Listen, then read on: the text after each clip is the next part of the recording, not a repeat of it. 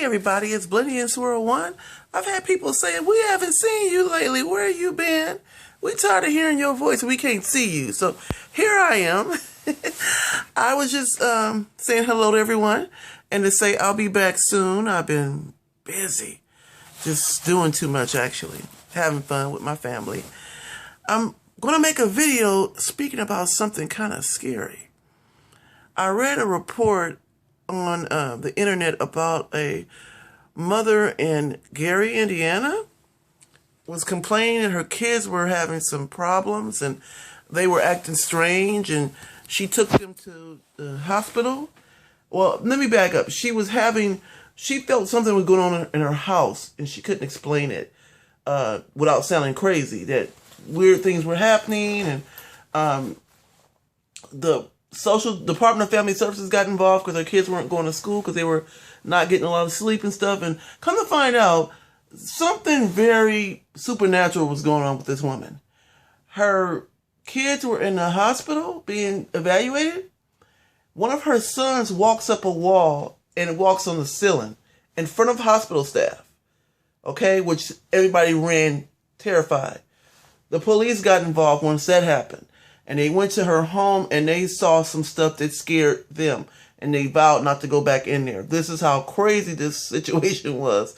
And reading that story about this woman who basically was saying she was possessed and her kids were possessed, and the house had spirits in it, is what she was saying. That sounds crazy, huh? It makes you think, do you believe? Do you believe that there are things that are unexplainable in our world that you can't explain, happening to some people at sometimes? I'm going to tell you guys something. I believe, not just because of me being a Christian and me being a believer in God, but I actually believe that there are some things in this world we can't explain. I actually believe that. I'm going to tell you guys something. Now, I've had some supernatural experiences myself, to be honest. Not as bad as that woman and her kids walking on walls and stuff. No. Nothing like that, but I have had some things happen that were not explainable to me. Throughout my lifetime, I was told I was sensitive as a child spiritually. And my grandmother was a Sylvia Brown type person. She was, who raised me. So I have seen stuff, but I am a believer, and I'm making this video to ask you guys, do you believe? Do you believe that there are things in this world that are not explainable that happens at certain times to people? I'm going to tell you guys a little bit about me. I share little bits and pieces about me at times.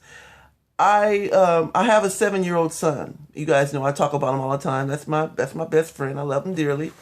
And my father died in 2012, and my son and my father were very, very close. He used to keep my son from me on weekends while I work. He always kept my son for me and took him to the zoo and took him to the park and kicked the ball back and forth with him and talked to him. My dad loved my son very, very much. And when my dad had a heart attack and died in 2012, I had him cremated. And I was so busy with my life and busy working and busy with things that I didn't have his ashes cast away at sea or buried or anything. I kept him in one of I have a 5-bedroom house. I kept the ashes in one of the rooms that we never used. I was going to turn the room into a fitness center and a game room, and I just kind of put it off because I'm so busy. So it's nothing in there but just stuff that we just store, like a storage room now. So I had his ashes in there for longer than I should have, to be honest. And my son started having some issues, some things going on with him that weren't normal. So I started to think it's time to get those ashes out of the house, you know. And when I got the ashes out of maybe about 5 months ago, my son, all the things going on with my son ended. Honestly speaking, it stopped. But about a month ago, my son said, "Papa's gone." And I said, "Well, honey, he's been gone since 2012. He's been gone a while." He said, "No, he's really gone now. He was still here." And I didn't tell my son that the ashes were in the house. I never told him that my dad's ashes were with us. I never said it. He said, "No, he was still here, but now he's really gone. He's been gone a couple of months." My son said that. This was about a month ago. He said, no, this time he's really gone. He was here the whole time, but now he's gone for real. I know it because he told me that I'm leaving for good. And that tripped me out. I don't bring it up. I don't talk about it ever. I never brought it up again to my son after he said that. He said, you know, he know that Papa's gone for real. I never said anything. I just kind of act like it wasn't said. But that makes me see, and not just that, it's been other things happen to me. Other things, experiences that, the things that, you know, we don't want to believe. Nobody wants to believe that all that stuff is true about spirits and demons, and we don't want to believe it because it's scary. It's scary to believe that there are things outside of your normal existence that are real. That's terrifying, because if you believe in that, then you have to believe that there are evil spirits, there are demons, there are aliens. You have to start thinking that there are all that stuff that you've heard is really true, and that is scary. So most people don't want to believe it, even if they have proof and documentation that it's true, they still deny it.